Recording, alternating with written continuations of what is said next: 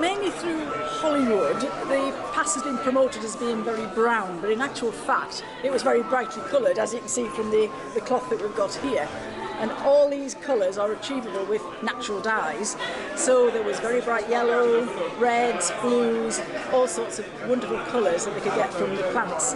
And there was a lot of experimentation went on with the colours.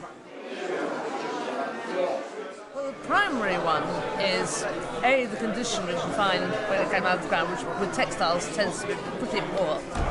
And also the variability of dyes. Scientists can analyse it and say, oh yes, it's got woad or madder or whatever it is, but it doesn't tell us how intense it was.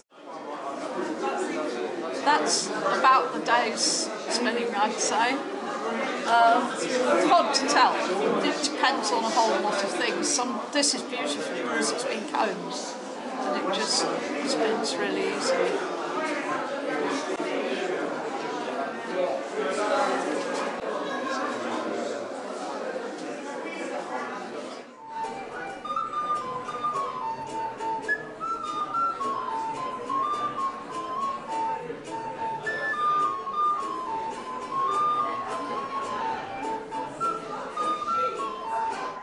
So, in advance of any project, I like to do as much research as I can. It depends on how much somebody's prepared to pay. This piece, for example, I went to the museum itself, spent a lot of time staring at it in the cabinet, getting as many measurements as I could. So, research-wise, there's probably 3 or 4 hours of research in this piece.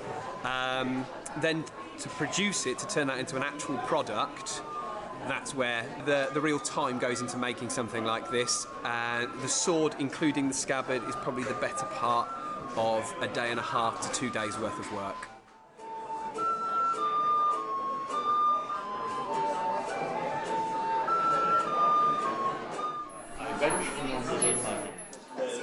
The main benefit is that when you finish a nice bit of bone work, or if it's antler, is the really, really nice sheen and polish you can get on it, how smooth you can get it. It's very tactile material, and when I do school visits, one of the things that kids really actually like is hold, because it's really quite nice to hold. It looks really pretty as well. There aren't many things in the early medieval period that are kind of that white. Main challenges are that it is quite brittle to work with, and if you do kind of get it wrong slightly, it can go horribly wrong, and then you have to truck it and start again. Basically, you've got to abandon any thoughts of sort of modern day symmetry, because back in Anglo-Saxon Viking times, the beads that were worn mainly by females were a collection. As they went along, they added to the beads they already had. And so today, if we had a pile of beads with one large one and several smaller ones, we would automatically put the big one in the middle and put the smaller ones along the outside, whereas they would just simply add whatever beads they had to the end of the strand. I specialise in Viking stuff, so I kind of started in it because I really like Viking art, and I was already carving patterns into leather, and then one day somebody told me that if I made a model of a piece of jewellery, you could take it to a foundry and get it cast in bronze or silver, and I thought that was a really interesting idea, so that's how I got started.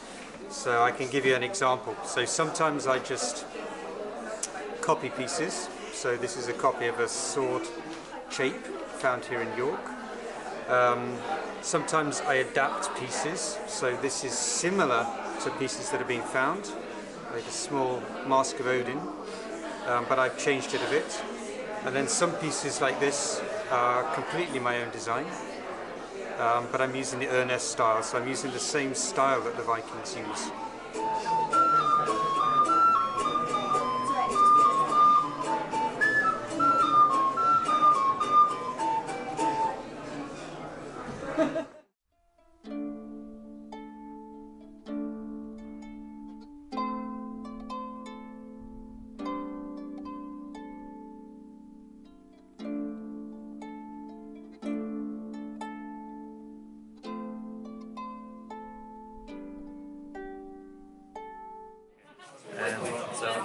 really important to maintain your leather. So our leather wax is made completely natural from an ancient recipe. It's made from lard, tallow, which is the fat from the kidneys, beeswax, and neatsfoot oil, which is ground hooves. So it's really, you want to nourish your leather, you want to maintain it. It's like adding moisturiser to your skin. You want to stop it from drying out. Anytime you're out using your boots at events, give it a good waxing before and after, and then once a year just maintain it, and that will keep it going for many years. Yeah, I've been working with Celtic and Nordic art for professionally now for about 5 years full time. I was tattooing for about 5 years before that, and I was a painter before that. But through working with it, I've mostly found that the best way to kind of learn how to do it is to copy the originals that were, you know, from the time periods, and just copy them and try to understand the language that's hidden within them. And the more that you do that, the more you start to understand it. I think, at least that's.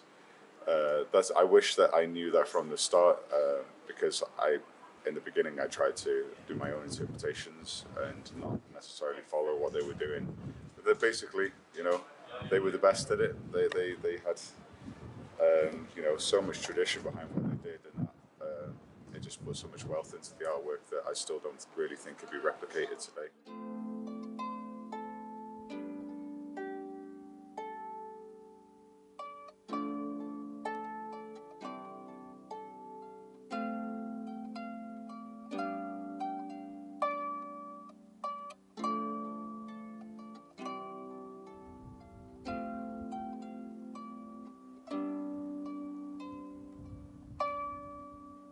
So it's my first year at Jorvik, and I'm really excited to be here, and I've focused especially on textiles from 9th and 10th century for the market, and I really love being a weaver and focusing on grave finds and things that our ancestors wore and that I can help reenactors wear as well.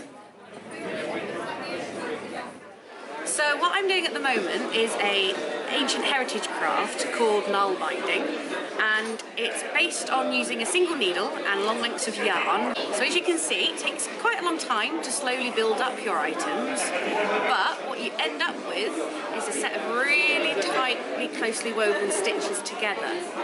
And this is perfect for keeping the warmth in. It wears really well too, so it's very durable. And we have archaeological evidence surviving of textiles such as this.